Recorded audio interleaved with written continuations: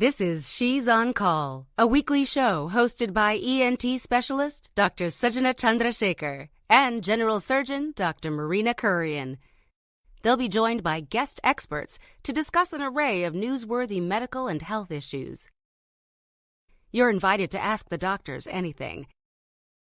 The physicians and their guests' views are their own and do not represent any institution. Please contact your doctor for any personal questions. Please hit share and join us live on Facebook, Twitter, and YouTube at She's on Call, hashtag She's on Call. Please welcome our hosts. Hello, I'm Dr. Sajana Chandrasekhar. I'm an ear, nose, and throat surgeon with offices in Midtown Manhattan and Wayne, New Jersey. And I'm Marina Kurian. I'm a general surgeon, but I do a lot of minimally invasive surgery and weight loss surgery in New York City. We have a great show today. We're going to be talking about children and adults. We have a wonderful pediatric interventional cardiologist on. Her name is Dr. Nicole Sutton, and she's at Montefiore Pediatrics, Montefiore Children's Hospital. And we have Dr. Vikin Pamukian on. He's a vascular surgeon for adults and assistant professor of surgery at Northwell Health and Lenox Hill Hospital. And we are going to talk to them both about basically blood vessels up and down and sideways throughout the body. So if you know people who are interested in this subject or any subject having to do with medicine and would like to watch, please ask them to please hit share and like and tag them and ask them to join us. We are live on Facebook and YouTube and Twitter, and we are closed captioned on YouTube and Facebook. Yeah, I just want to say, though, this week's show may not have any sideways blood vessels. Just saying. We have to ask our guests. Oh, I don't know. Look at that pulmonary artery and vein, Marina. I beg to differ. Okay. So we're going to learn a lot from them. We're so excited to have them. But as you guys know, we're going to talk a little bit about the news of the week. And I just want to say that I'm so much less stressed these past few weeks, right? Talking about the news of the week. We have so much positivity in terms of what's happening with the vaccines and what's happening with COVID, because of course we have to talk about COVID, but I'm feeling so relaxed, Sajana, that I almost feel like I can go without my Botox to hide my frown and upsetness, right? Like it's so much better. So I feel like I've earned all these wrinkles, so I'm just going to keep them. But I agree with you. I think, our numbers of cases are going down. Our numbers of vaccination here in the United States are really good. We're vaccinating over 2.5 million people per day. Yesterday's number of over 4 million, I think, just reflected a couple of days together. But lots of places have 24-hour opening. We have, in the United States, 3 vaccines working now. And the Pfizer vaccine shows 94% effectiveness against asymptomatic transmission of COVID, which is the data from Israel. And it's really effective against the UK variant, which seems to be much more contagious than the others. So that's really exciting. I want to tell you, my parents are currently in India and they're watching from Bangalore, India. Maria Eftimiadis is watching from Sag Harbor, Long Island. And I'm just going to do a family show because my sister says Happy Pi Day 3.14 to everybody. And my cousin, who is a pediatric cardiologist in Johnson City, Tennessee, and really helped us out preparing the questions for this show, Rajni Anand, is watching from Dolly Parton's home state of Tennessee.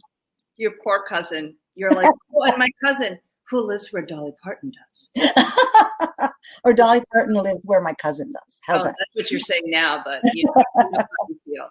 So yeah, that Pfizer vaccine, that's just excellent news, right? Like if we pop that back up, the other thing was it showed, if we put that slide back, that it showed that it was 29 times more likely if they were not vaccinated. And this is, as we said already, all data that came out of Israel. And it's really just really amazing what we've done in such a short period of time. And so this is part of the hope that I was speaking about, that, we're going to be able to really turn the tide of what's been happening. And I think that's already slowed.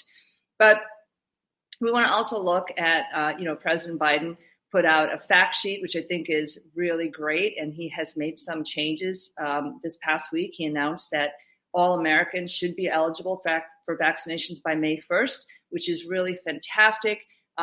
It's almost unimaginable, but we can have small get-togethers by July 4th. I think that that's really fantastic. And also, how about the fact that we have briefings now, which I think is so amazing. I could pull that right off the government site, which I thought was great.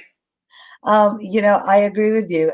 Kess Bass is asking, is there a new variant in New York City? And part of the reason we know the answer to this is because we are getting these briefings. Yes, there is a new variant in New York City, but in fact, we believe that there are new variants all over, and we are finally starting to test for those variants. So far, all the approved vaccines are helping significantly in terms of moderate, serious, and severe disease that needs hospitalization from all of the variants, which is really good. Speaking of vaccines, we talked about the U.S. numbers. Israel still leads in terms of vaccines per 100 people. So they have 104 vaccines per 100 people. So I guess a couple of people. That seems weird, right? But that seems weird. That's wonderful. But I think this is also important because, you can see what each of the countries are doing. And it's just a nice look at what we're able to do and how the vaccination process is going around the world. Unfortunately, not every country is on this list, right? The world, if you look at the world data, they lumped everybody else in, is just under, is significantly smaller, just 4 per 100. And I think it also has to do with how the vaccines are being distributed. And also, people are saying in the US, if we have 800 million doses or vaccines to be administered, then we might be hoarding and we may have to share. Yeah, the World Health Organization issued a call yesterday or the day before saying 130 countries have not started vaccination. So we are not out of the woods until everyone who can be vaccinated is. Like, herd immunity means 75 to 80% of all of us. Children are undergoing the Moderna trial right now. Between 12 and 18 years. And it seems that those vaccinations are going to start pretty soon in the next, maybe after about 2 months, we should get enough data. So what happens once you get vaccinated? Marina, do we just rip off our mask and just go, celebrate? What happens to us? Yeah, well, that we know what we're going to do, but thankfully for everybody else, the CDC has also issued some guidelines. So if we can pop up that slide, the CDC basically saying that if you are visiting with someone else who's fully vaccinated and you're indoors, it's okay to not wear a mask. Or if you're fully vaccinated and you're visiting with unvaccinated people who are at low risk for severe COVID-19, then you can also visit with them without wearing a mask or physical distancing. But the other important thing is we don't have to quarantine if you're fully vaccinated. You don't have to test if you're asymptomatic, if you know that you've encountered someone who has COVID-19. And these are big changes, that we've undergone since the start of all this, since last March. So in the course of a year, we've almost gone 180, right? Not full circle, but 180 in the other direction. But that has to do with the vaccinations. You still want to take precautions like wearing a well-fitted mask and physical distancing in public.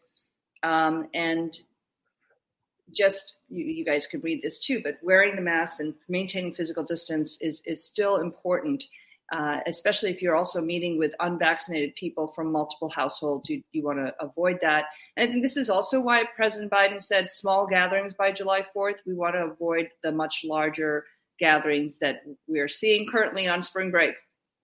I have to tell you, the best pictures I'm seeing on social media now are grandparents finally getting to hug their grandchildren. And it is awesome. The grandchildren, and we talked about this last week, the young children are so good about wearing masks. It doesn't seem to bother them at all. And now they can finally hug grandma and grandpa.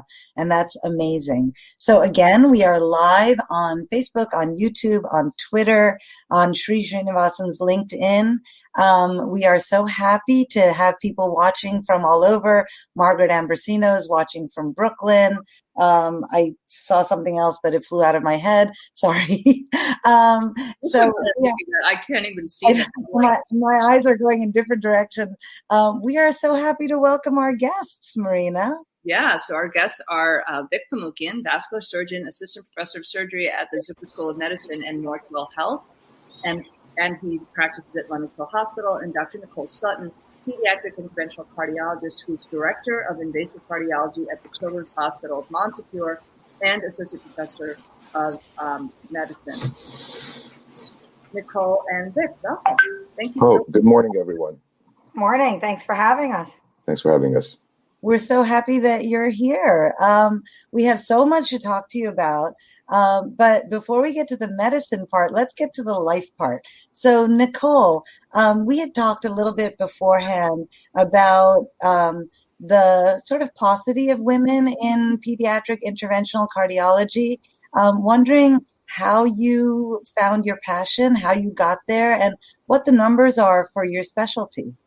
Sure. So I was always interested in pediatrics. I wanted to be a doctor since I was very young. And when I was in medical school, I found interventional cardiology, actually. I really enjoyed adult cardiology and the interventions there. But when I got to pediatrics, it put together the two things I really liked, which was working with children and working with my hands and doing interventions. I briefly toyed with the idea of doing surgery, heart surgery, but it wasn't the right fit for me. In pediatrics in general, pediatrics is an overwhelmingly female field. However, in a lot of the subspecialties of pediatrics, there are more men than women. And pediatric cardiology has a little bit more men than women. There are, within pediatric cardiology, there's many different subspecialties you can choose. And interventional cardiology, being one of them, has slightly more men than women. My program was fairly mixed. We had a good number of female attendings and fellows who went into interventional cardiology, but that was not the case everywhere. And overall, there are definitely more men in interventional pediatrics than in regular, say, pediatric cardiology. But we have recently actually found, one of my former mentors just started a group of women in interventions, and it's for women interventional cardiologists. And it's been a nice way to get more junior people involved, get to know people, get to help them form connections to move on in their careers. So I have to give a shout out to your institution, because Montefiore was woke well before anybody was woke, because otolaryngology at Monty with Dr. Rubin at the chair had at least 50%, if not more, women residents. He never did not believe that women could be surgeons, right? So I think there's something in the air up there in the Bronx that's really good. Yeah, so we do have, actually, even now, our fellowships, our residency is pretty well mixed. And it's a nice thing to be able to show, people that it's doable. So, it's hard sometimes to imagine how your life is going to look like if you've never seen anyone else do that. When I was training, I actually didn't train at Montefiore. I trained in in Boston. There were plenty of female attendings with children working in that program. And so it was easy to see how you could put all of those things together. It's wonderful to lead by example.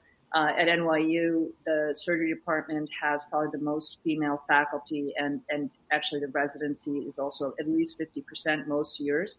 One year we were like, all the chiefs were women, except for our there's an integrated residency, right? So the cardiac guy, there was one guy, so it was all of the lady surgeons, and then one. But it was very impressive, and it's always, as I said, wonderful to lead by example.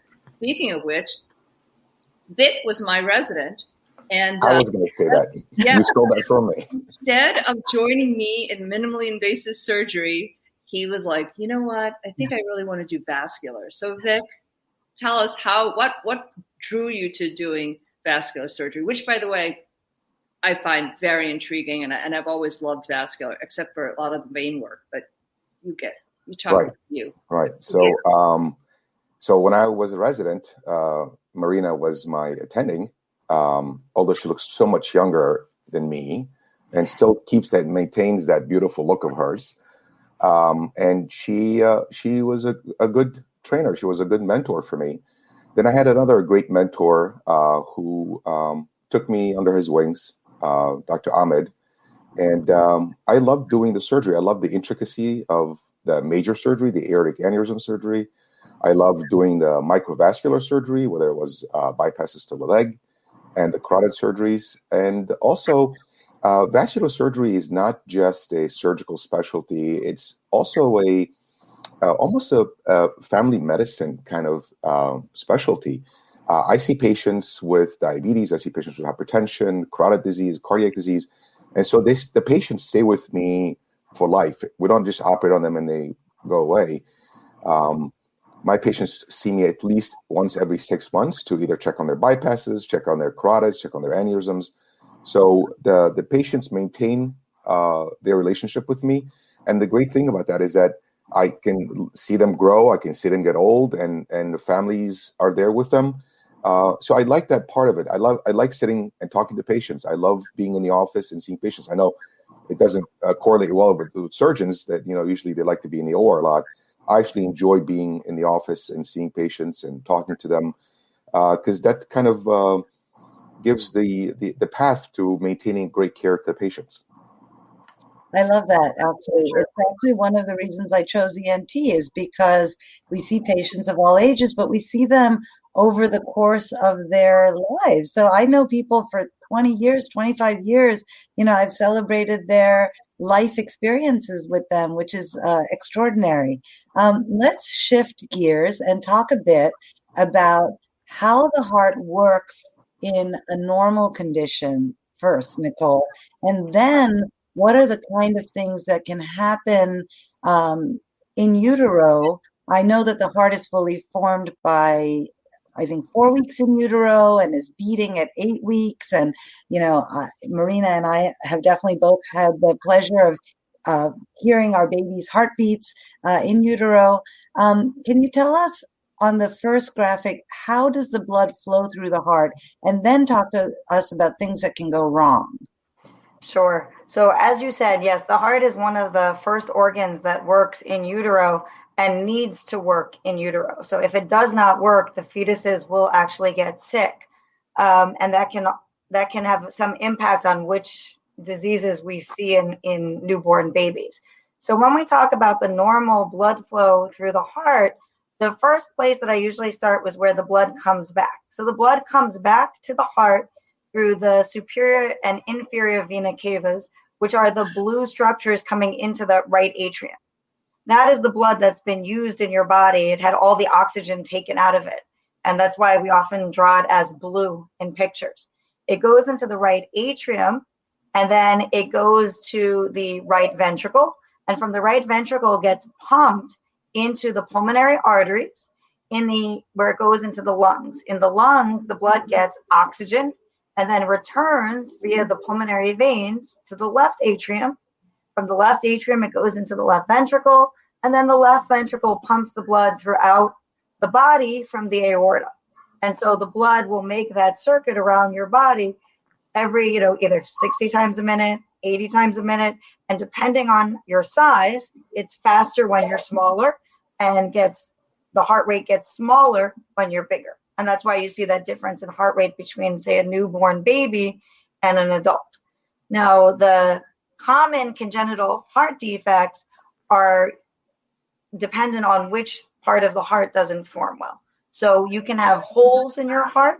So that would be something like an atrial septal defect, which is a hole in the top part of the heart, or a ventricular septal defect, which is a hole in the bottom part of the heart. You can have a large hole in the whole middle of the heart that involves the atrium and the ventricles and the valves, and that's called an atrioventricular canal, which you see there on your list. You can have the aorta and the pulmonary artery can get switched around with each other, and that would be transposition. That means that the aorta is coming off the right ventricle and the pulmonary artery is coming off the left ventricle. And other things you can have are problems with your aorta. It can be too small. It can be slightly off position. So all of those things are things that we can see in newborn babies. So we have a graphic about sort of 6 facts of congenital heart disease, which Marina found. And I thought these were really interesting. The fact that the heart disease is the most common type of birth defect and really affects 1% of children. And a quarter of these kids need surgery or a procedure before they're 1 year old. But almost all of them live into adulthood. So I know you mentioned some of these. What are you seeing where you are? So we see actually, congenital heart disease, as you're saying, as you see here, is very common. And it can run the spectrum from very mild things like small holes in the heart to very significant congenital heart disease where the babies need surgery within hours or days of being born. And so that's why you see that there's 25% of these babies need a procedure very early in their life.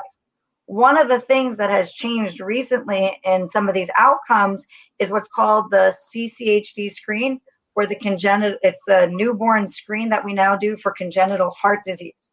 So after babies are born, most people know about the newborn screen where we take little drops of blood from the baby's heel to look for metabolic disorders. With this added a few years ago was a screen for congenital heart disease and critical congenital heart disease. What that is that we check the baby's saturations in the upper and lower half of the body within 24 to 48 hours after they're born.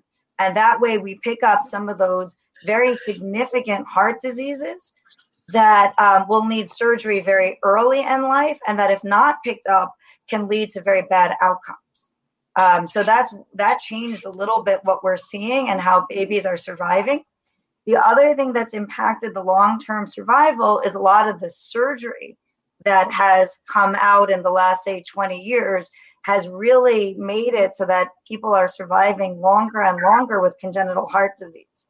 We have patients now in their 40s, 50s, and 60s who are surviving with congenital heart disease. And these adults with congenital heart disease now outnumber the number of children with congenital heart disease. That's a wonderful statistic, right? Like to be able to say that we've made such an impact. And, we've seen this in a lot of different aspects that we're not going to talk about today, but like cystic fibrosis is a great example of how we've really prolonged quality of life and length of life with our intervention. So that's really wonderful. And we're going to dive into a little bit that later. But first we have to ask Vic a few questions because there's so much about vascular that many, many people around the world experience. But one thing we want to start off with is peripheral artery disease. And you guys now call it PAD. Or do you say PAD or PAD? What do you say? But PAD, I think we call it PAD. Okay, but anyway, so those are issues that can affect you when you're walking, can even affect a lot of, sometimes even the arms. Like, I want to throw out Paget Schroeder because we love that. But Vic, let's talk a little bit about peripheral arterial disease and how are the common symptoms, and people might be like surprised to know, hey, I have an arterial issue. Right. So we see a lot of patients who are referred to us in the office who come in and say, oh, my circulation is bad, which is the common misnomer we see in the office. And usually these are patients who come in because they have cold feet, they have cold hands, and usually that turns out to be Raynaud's disease. And Raynaud's disease is a condition where the microvascular, the smallest blood vessels, which are micromillimeters that you can't see with your own eyes, spasm at the tip of the fingers or the toes and in the foot and causes you to have a cold feeling. So that does not denote that you have peripheral vascular disease.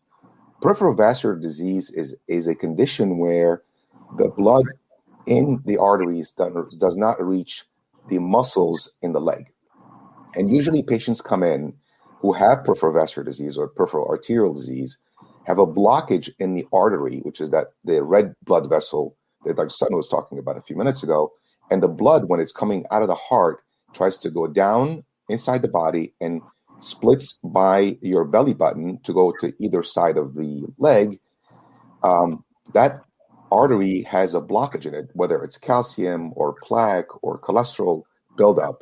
And that does not allow the blood to go through the artery and down into the muscles of the leg. And then when that happens, because our muscles need the oxygen to function, the muscle becomes sore. It almost feels like there's like a noose on your calf, or someone punched you in the calf or punched you in your thigh whenever you're walking.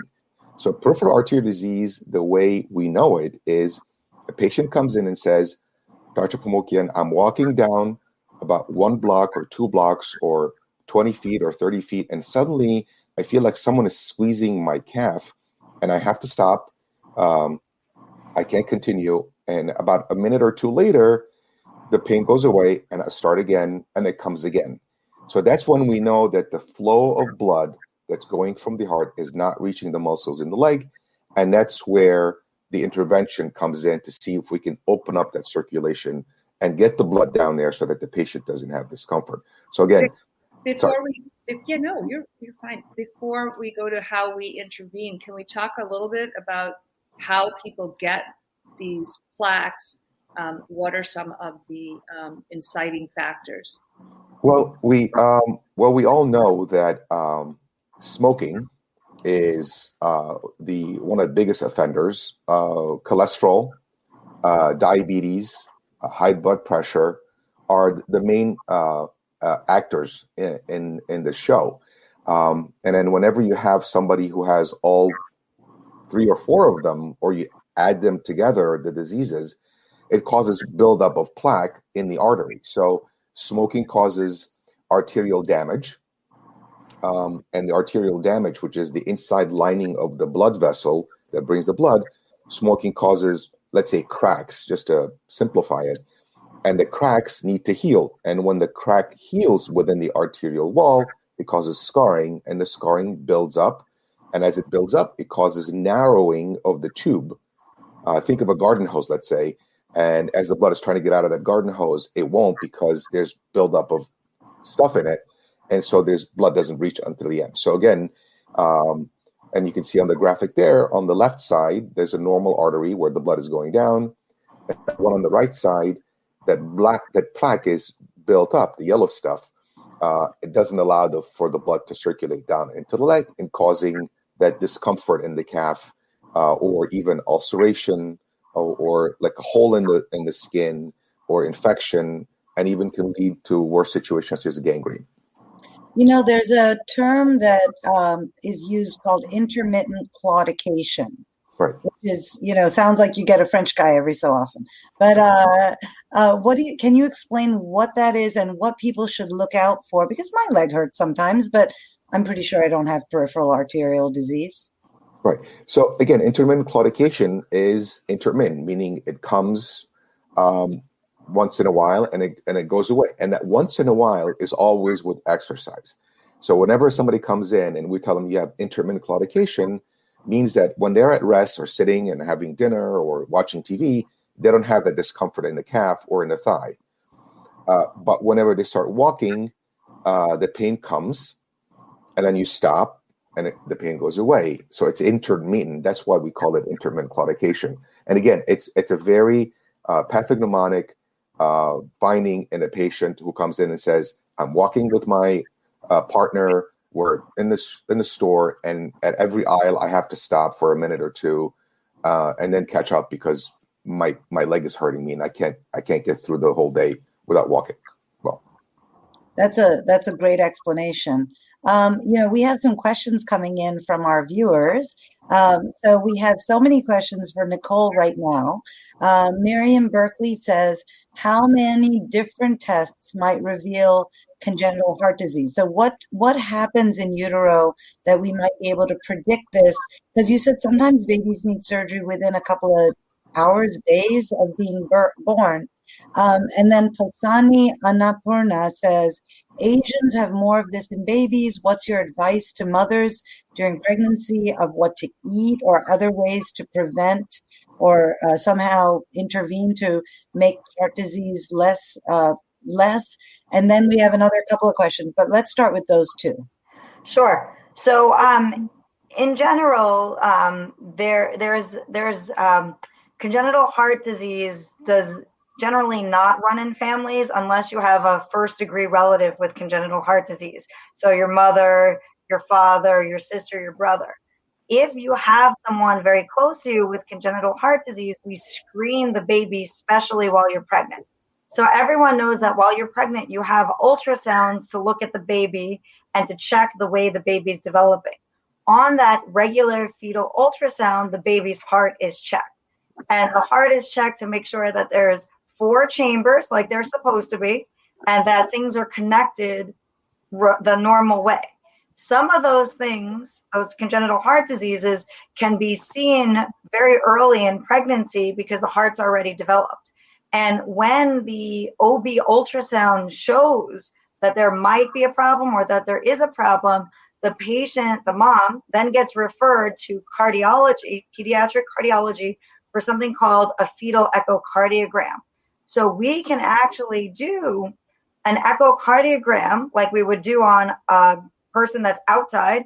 So an ultrasound of the heart of the baby's heart.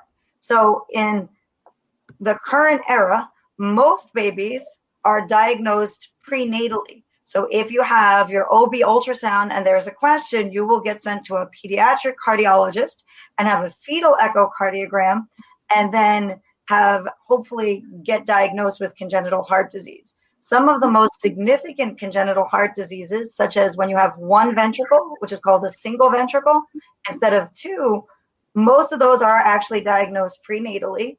And we sit down and we make a plan with the OBs and with the neonatologists on what's going to happen to the baby as soon as they're born. They may need to be put on medication right away. They may need to have special IVs put in, and they may need to be delivered in hospitals that can handle all of those things. Sometimes, though, the babies are not diagnosed prenatally, and those babies can get very sick, which is why the CCHD screen was developed, was to pick up the babies that were not picked up in utero so that we would know we could diagnose them earlier and they won't get as sick before they have their surgeries. Thank you, Nicole, for that. We have more questions coming in. We do love that our viewers ask these great questions. And so, Vic, for you, there are a couple of questions. Chris Ramanathan asks, are varicose veins related to PAD or different? And then Sandra Yin, who's watching, says, watching from West Virginia's Eastern Panhandle, I have always thought we lack vascular literacy. Are there any common misconceptions surrounding vascular health? Easy questions. Easy questions, right? So the first question with varicose veins, as described before, the varicose veins are the venous side of the body. So varicose veins have nothing to do with peripheral vascular disease. So on the venous side, the varicose veins are just unsightly looking. They can be painful. They can burn. They can itch. They can have eczema. They can have ulcerations. Again, the tissue loss, the hole in the skin. So those can happen from the varicose veins. But if somebody has varicose veins, they do not have peripheral vascular disease, and they don't have circulation issues, because if you have varicose veins, you are extremely unlikely for you to have an issue long-term with your lower extremity, meaning unlikely for someone to lose their leg, God forbid, right? With varicose veins, the most that's going to happen is going to get worse. It's going to burn. It's going to itch. It's going to hurt. And then that can be taken care of. With peripheral vascular disease, if you do not take care of the arterial blockage, you can go on to having ulcers or gangrene or even, amputations. So peripheral vascular disease is completely different from varicose veins, 2 different kind of disease processes. So, those spider veins, do they always go to the worsening pictures that we saw? Do they start as spiders? Some of us have them. And then do they go on to sort of the bulging, painful, skin changes, or do they just sometimes just stop there? Right. Again, so the spider veins are the small capillaries that are within the skin itself. So the spider veins do not progress to become varicose veins. The big varicose veins that we sometimes see in pictures, if you can put the picture up, the slide back up, those are like grape-like veins that are on the back of the calf or on the thigh. So those are varicose veins. Those are not the same thing as spider veins. So if you have spider veins, your spider veins are not going to degenerate to become varicose veins. Again, those are two different processes happening in the body. And spider veins are treated cosmetically with injections. No surgery is needed for that. And for the varicose veins, we can laser them or surgically remove them to make the leg looks normal. So again, two different processes. Lasers go everywhere. And then the other question was about any common vascular misconceptions. Vascular disease hits everyone. But as long as you're healthy and your sugars are under control, if you're diabetic, and if you're not smoking, you can ward off the disease. And you're doing your exercise regimen, you're going to ward off the disease. It's not going to come to you. So there's no significant misconceptions. I think everybody's kind of slotted in their box. As long as you're keeping healthy, it's unlikely for you to degenerate to become a vascular patient of ours. So, we have a question from Posani Annapurna again about sudden death later, which is very frightening. And I'm going to say that this is may be a difficult conversation for people who are listening to us. But there are athletes that we hear about every year, young, healthy men and women who just collapse on the court or on the field. We have a little bit of a graphic about that, but is this undiagnosed, undetected congenital heart disease, or what is the cause of this, Nicole? Yeah, so there is an incidence of sudden cardiac death in young, healthy people, and it usually catches a lot of headlines because it's usually, of someone who's very healthy. The classic story is it's a teenage basketball player who dies. Usually, so it can be that you have a structurally normal heart and you have a funny rhythm in your heart, such as long QT syndrome, or that you have a different arrhythmia. So a problem with the rhythm of the heart. It can be an abnormal structure of your heart. That's something like, say, hypertrophic cardiomyopathy. The same type of congenital heart disease that we diagnose in babies, say like babies who turn blue, is not what is happening to a teenager who dies suddenly when they were playing basketball at 18. And those are very different. So yes, what is recommended for athletes, especially competitive athletes, is by the AAP, or the American Association of Pediatrics, is a specific type of questionnaire along with a full physical exam by their pediatrician to kind of screen for some of these things. A lot of the rhythm issues like long QT syndrome can run in families. And some of the structural abnormalities like hypertrophic cardiomyopathy or dilated cardiomyopathies can run in families. So yes, there are some issues that can run in families and that can be associated with this sudden death, especially in young athletes. Nicole, we want to switch gears and talk a little bit about the congenital heart defects.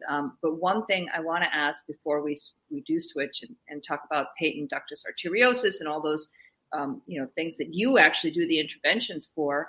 I want to ask about like those viral illnesses that athletes can get. Like sometimes we attribute sudden death to, something, they got a viral illness and then they developed a cardiomyopathy. And I think our viewers and our listeners are aware of cardiomyopathy just because of what COVID-19 has done after the illness and then seeing the resultant changes in the heart.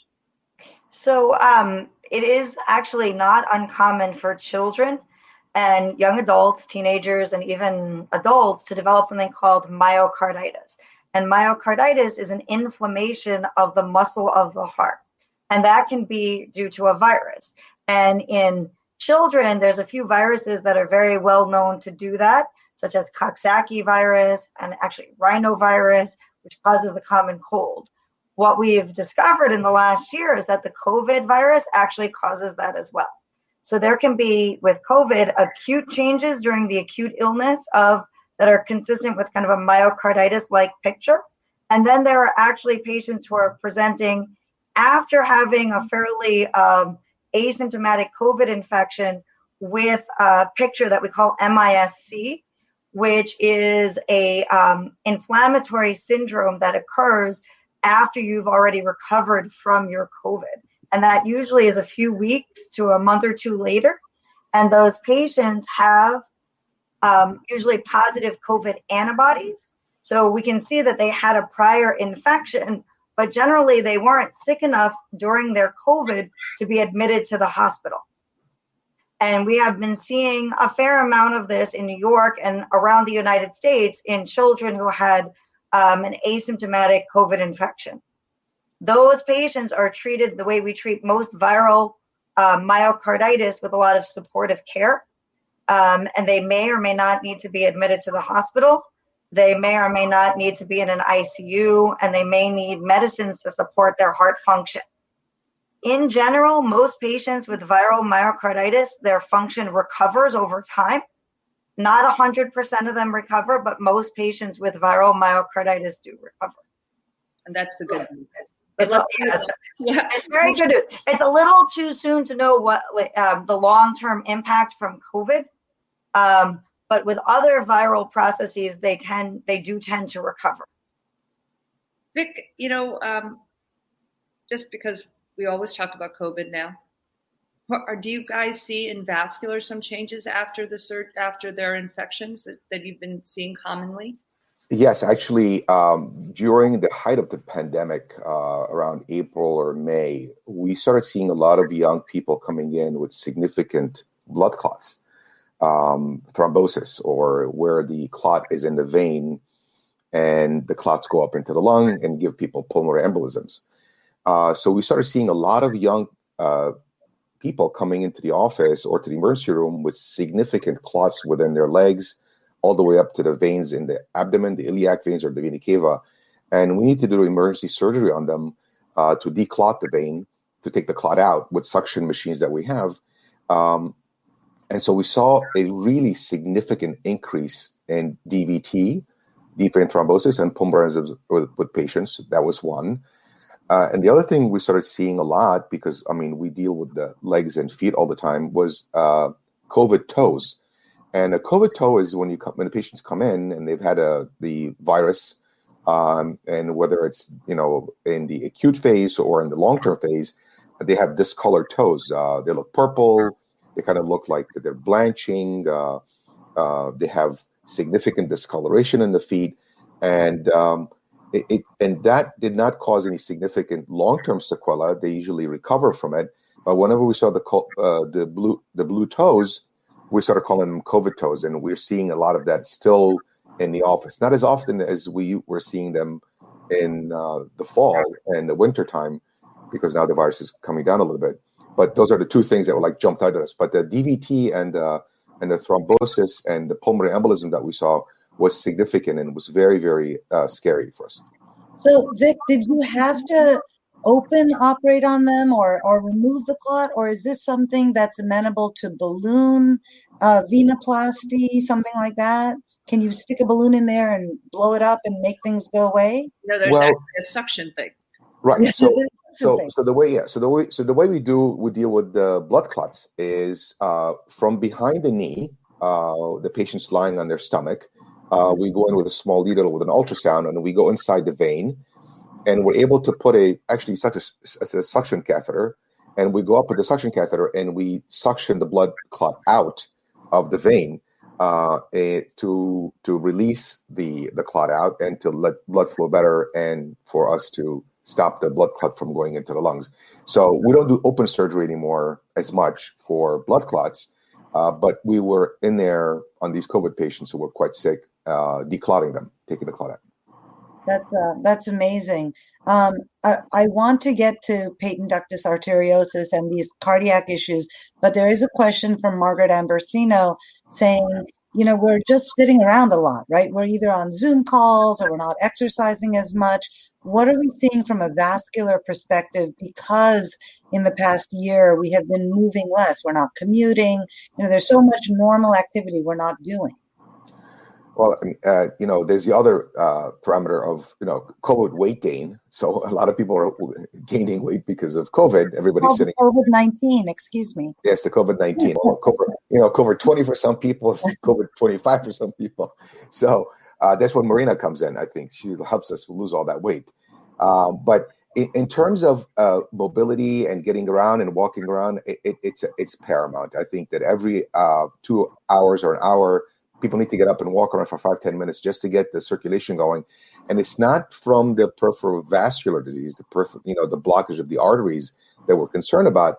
We're concerned more about patients sitting down for too long, and either they're not hydrating very well or they're sitting in very uncomfortable positions on their chairs, and that's causing to have blood clots in their legs. And we've seen several, in the past year, patients coming in and they're healthy, and then they say, I have a blood clot in my leg. And why is that? Because sitting cross-legged in front of a computer for 6-7 hours on Zoom calls.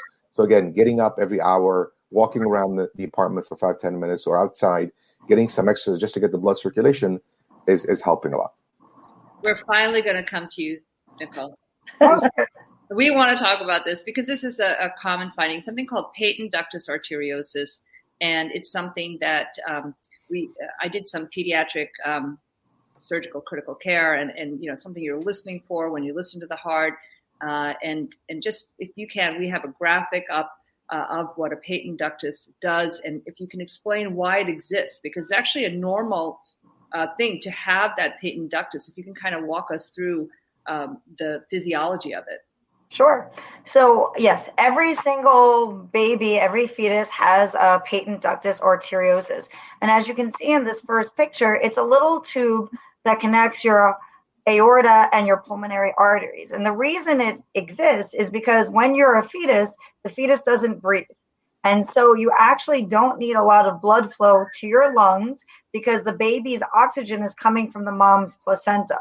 So the PDA allows the blood to bypass the lungs and go to the aorta.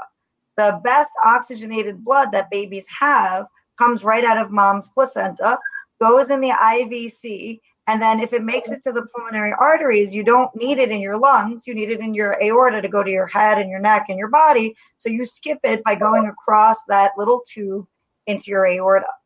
And when you're born, it generally closes on its own within the first few weeks of life. And the way it closes is that it gets a signal from your body when you take a deep breath and you breathe in oxygen and your lungs open. It sends a signal that you don't need that anymore and that it's time to close it. They're very common, most common actually in premature babies who are born early and the PDA does not get the signal to close on time. They can also persist in full-term babies. And when they persist, they cause extra work.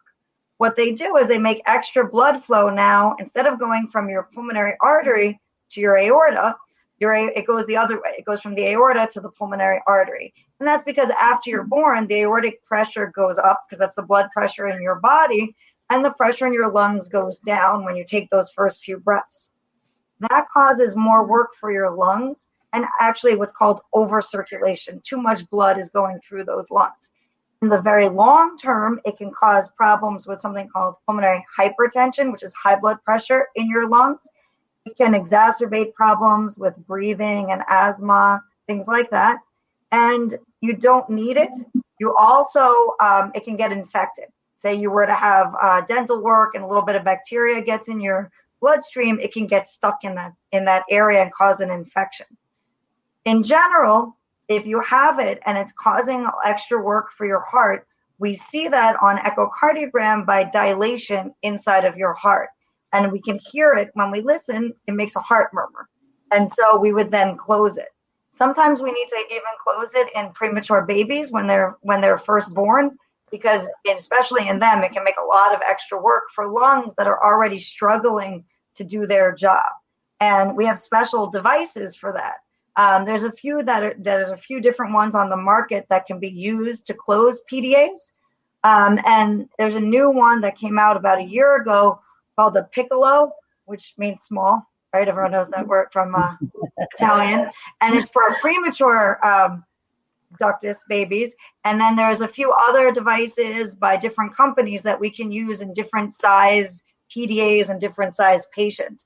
And what you see here is a little picture of a catheter going through the heart across the PDA and putting in what looks like a little plug in the PDA. And those devices are putting this in this way is what I do. That's what an interventional cardiologist does. We put in those devices to close holes.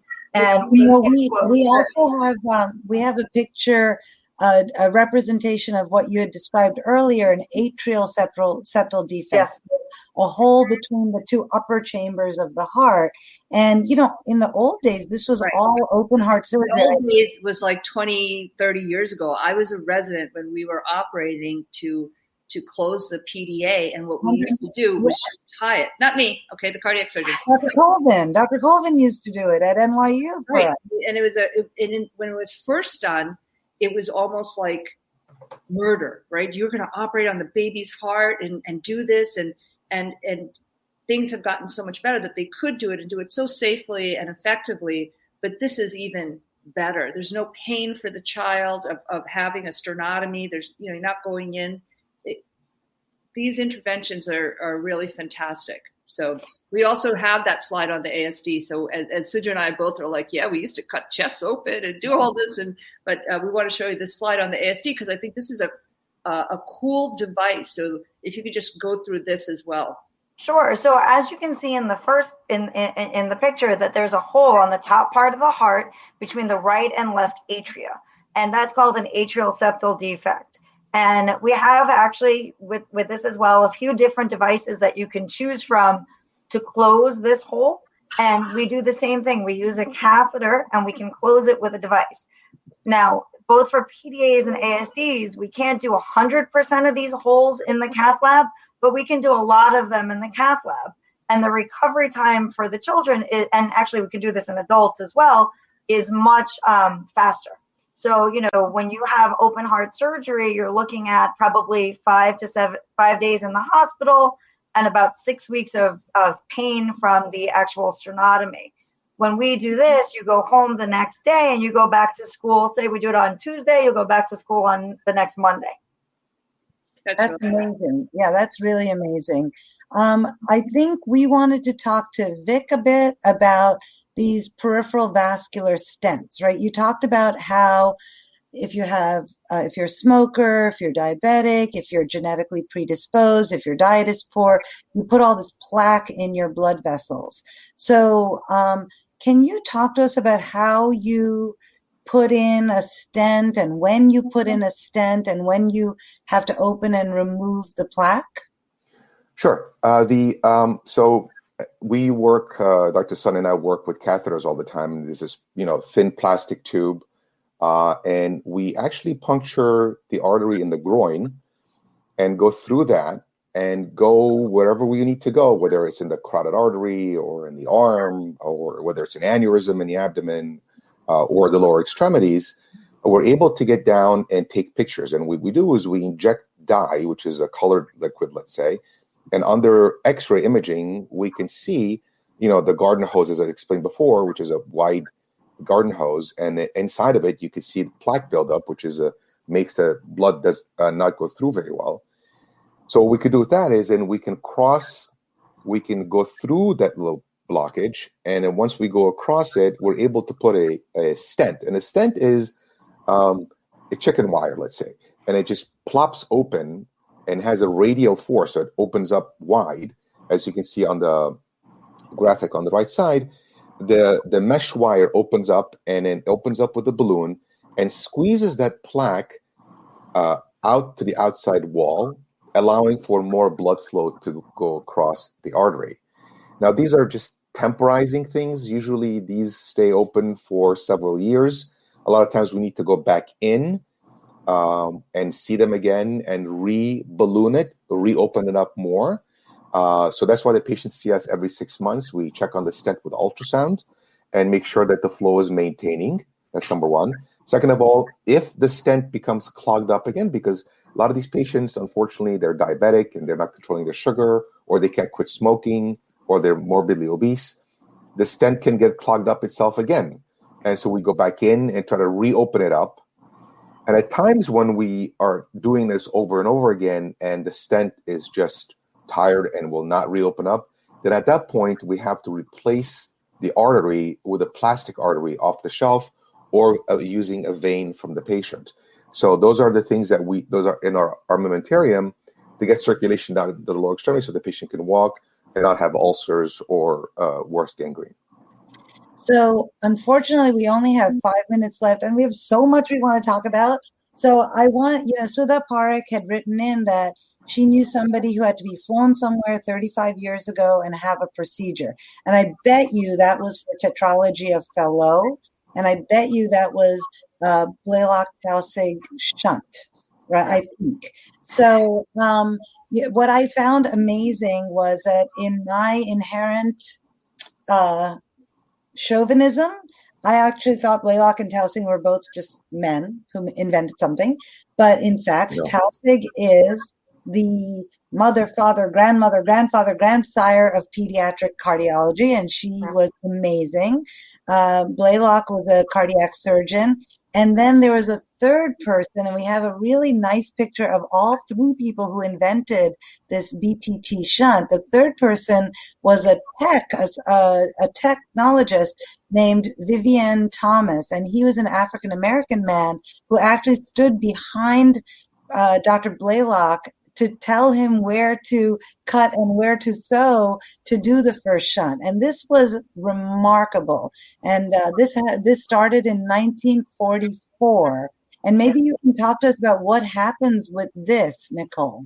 Sure. So the Blalock-Taussig Thomas shunt, now BTT, is one of the first things that was done in pediatric cardiac surgery that really changed the way that we could manage people. What had been noticed was that in some patients, when their PDA, their patent ductus arteriosus, stayed open, they were able to live longer. And so the idea that Dr. Taussig had was to actually make one. And so they worked with animal models until they figured out how to do that. And it became really one of the most common surgeries that was done and has been used for many different types of congenital heart disease, such as tetralogy of Fallot and single ventricles, to ameliorate the situation until the babies are older and can maybe have other surgeries.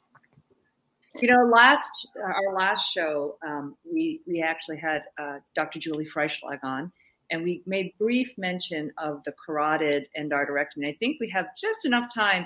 We have a slide, Vic. My dogs are excited about it too. We have a slide on carotid endarterectomy. If you can just quickly run through and tell us, like, why do you do this? And I actually put that plaque picture up because it's so disgusting that I thought our viewers would appreciate it. Right. So very quickly, again, the disease process of atherosclerotic plaque buildup, which happens in the legs, can also happen anywhere in the body. It can happen in the kidneys. It can happen in the arteries of the liver. And it can happen mainly in the carotid arteries, which are the two arteries on either side, the right carotid and the left carotid, causing blockage in the blood flow to the brain. And whenever that happens, that plaque that's sitting there on the left side of your screen can form, and it can become almost like an ulcer. It can be almost like cottage cheese, as you can see on the plaque on the right side, the anatomy picture. And that little plaque that can break up and go into the brain can give you a stroke. So that's when we see patients who are smokers, diabetics, hypertensives, who are over the age of 55. We do a carotid ultrasound in the office.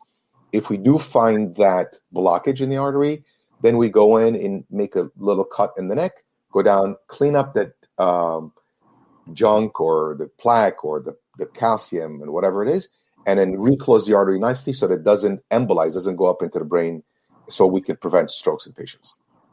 That's fantastic. We started by saying 90% of kids with congenital heart disease survive, but some kids thrive.